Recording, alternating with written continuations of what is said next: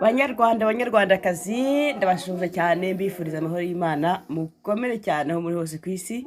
Ni wa mukobwa wanyu, wa mucuti wanyu, abandi bafata nk'umusazi babona ko ari wa musazi wabo, Sylvie Mukankiko. Mbifuriza amahoro ya Nyagasani, mbifuriza kugira impera z'icyumweru nziza, kandi mbabwira nti mukomere banyarwanda, mukomere banyarwandakazi, mukomere mu mutwe. Iyo ukomeye mu mutwe no ku mubiri birajyana, ariko gukomera bisaba ko uba hari icyo washyize mu mubiri, bisaba ko ubwonko buba bwabonye icyo kurya n'icyo kunywa gifatika gihagije. Iyo ntabyo rero biragoye kugira ngo umuntu abashe gutekereza neza, ariko ni ukugerageza kuko ntabwo byoroshye. Ntabwo abanzi b'u Rwanda bifuza ko mutekereza neza, bifuza ko mwikura mu karengane babashyiramo, kuko akababaro kanyu n'agahinda kanyu n'ubukene bwanyu no kwiheba kwanyu nibyo bibagaburira, nibyo bituma bo barya. Ikiza rero ni uguharanira ku buryo abanyarwanda twese turya tukanywa tugatekereza neza, ntawe usigaye inyuma, nibwo igihugu cyacu kizagenda neza. Kuko abanyarwanda bamwe niba batishimye, abandi nabo ntibashobora kwishima, kuko igihugu ni nk'umubiri.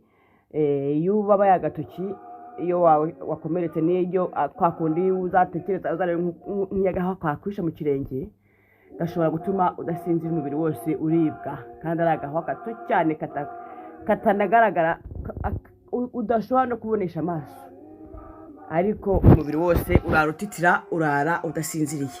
N'igihugu ni uko rero, umuntu umwe atishimye mu gihugu, abandi bose nabo ntacyo bageraho, nabo bibateza ingaruka mbi, ingaruka zitari nziza, kuko uretse ko ingaruka nyinshi ari mbi.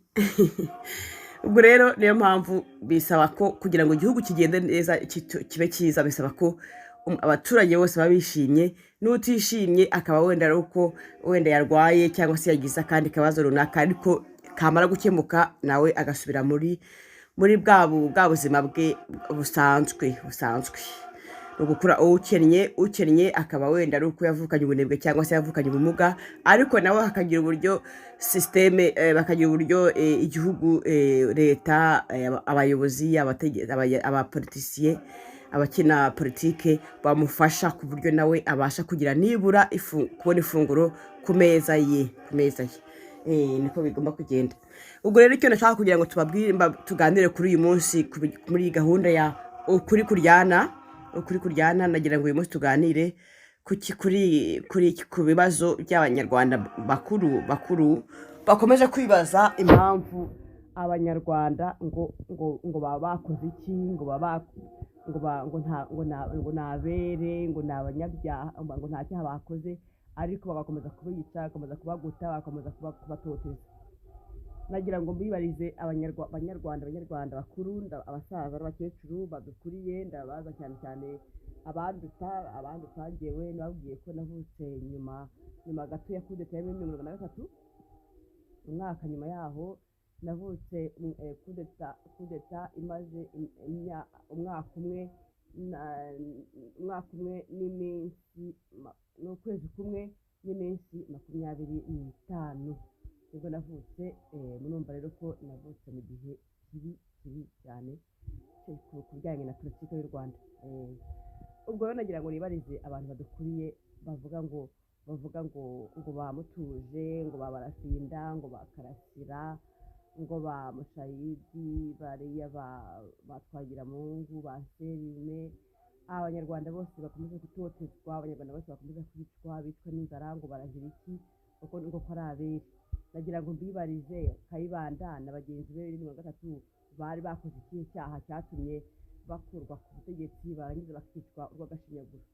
Ikibazo nimumara kukisubiza banyarwanda, muzaze tubiganireho. Nzabasobanurira impamvu mutakwiye kwibaza impamvu mutuje urugo rwe rurara rugoswe n'abantu batazwi, urugo rwe rurara rugoswe n'abantu bigenzagenza, kandi mwagize mukavuga ko nta cyaha yakoze. Nimumara kumbwira icyo Kayibanda yazize, icyatumye yitwa n'inzara, cyatumye yicwa asaza apfa arya impapuro yari yaranditseho, yari yaramaze imyaka n'imyaka yandika mu rutoki nijoro, nta gatadowa yandika hatabona, yaba yagize imana ukwezi kukaba guhari akabona uko yandika, akarara mu masaka ahigwa nta kintu afite kurya, bakava Igitarama bakajya i Burundi n'amaguru, bakajya i Cyangugu n'amaguru, bakajya i Kibungo n'amaguru. Icyo baharaniraga bakigeraho, barangije baricwa nabi.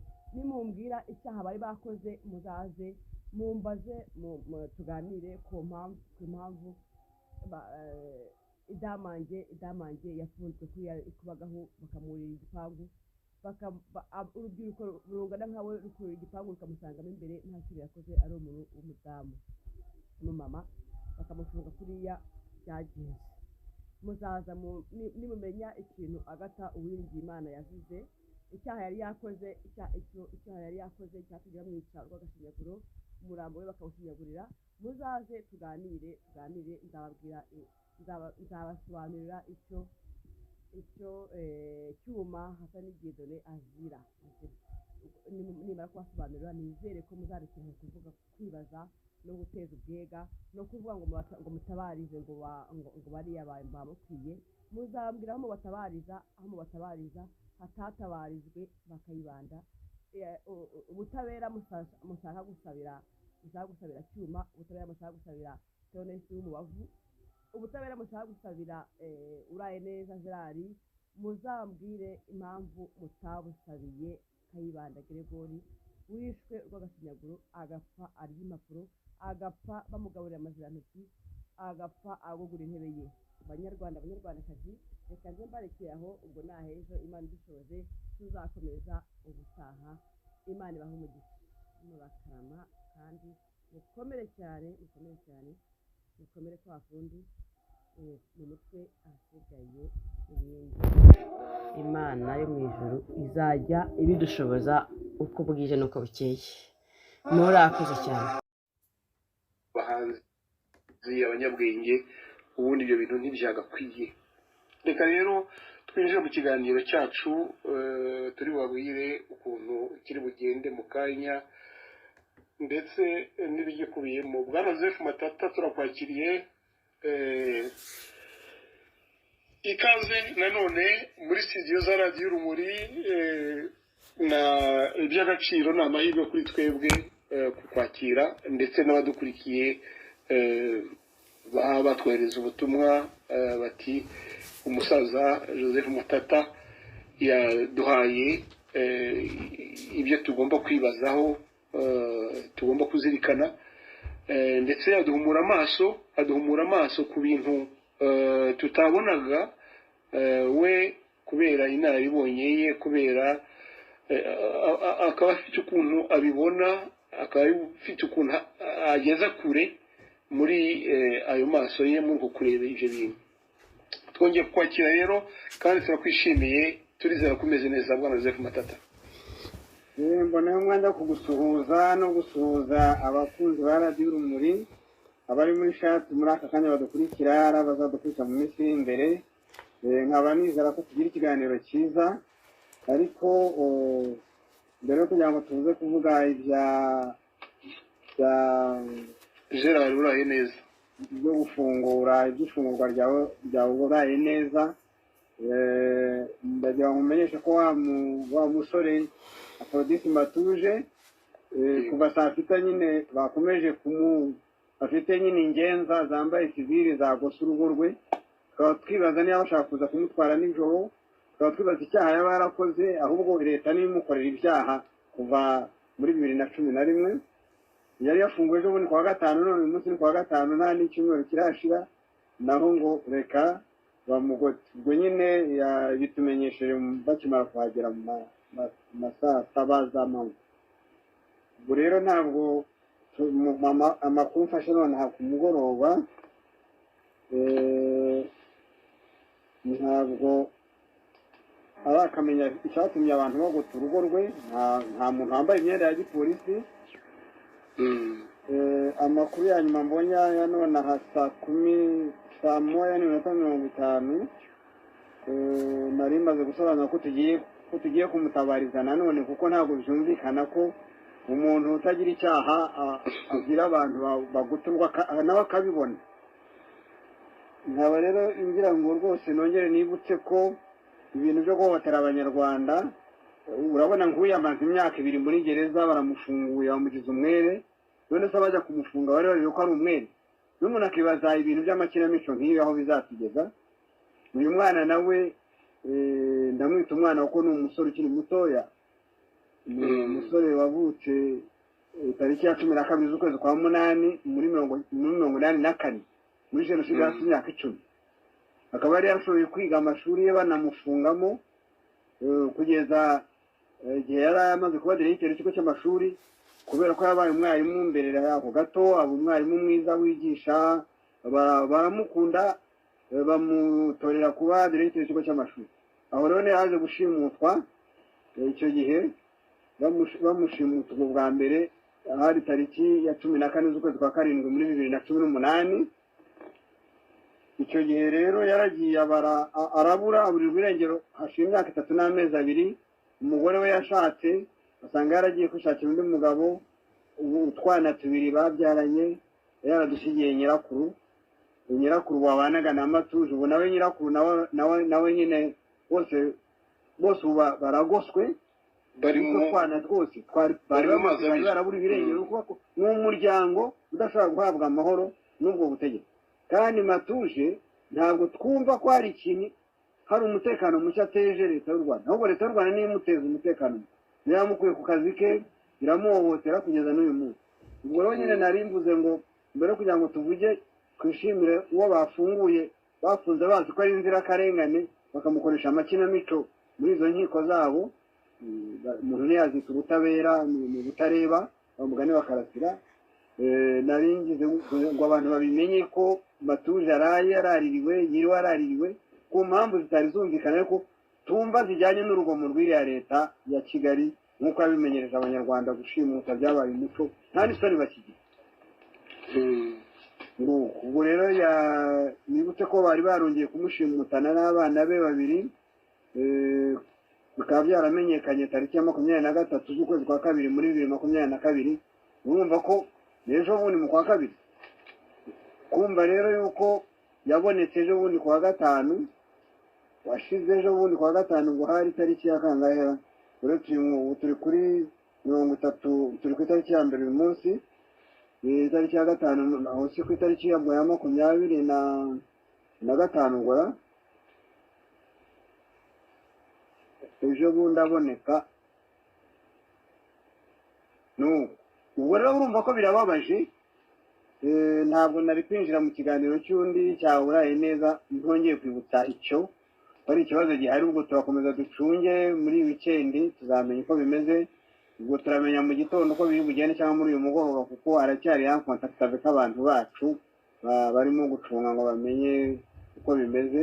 nta muntu wamuhaye igisobanuro na gike, kandi afite telefone barayizi, kuko nibo bari baramufunze kuva tariki 22 z'ukwa 2 na 23 z'ukwa 2, kugeza yongeye kuboneka ejo bundi tariki ya 25 z'ukwezi kwa 3 wa 5 w'igishize.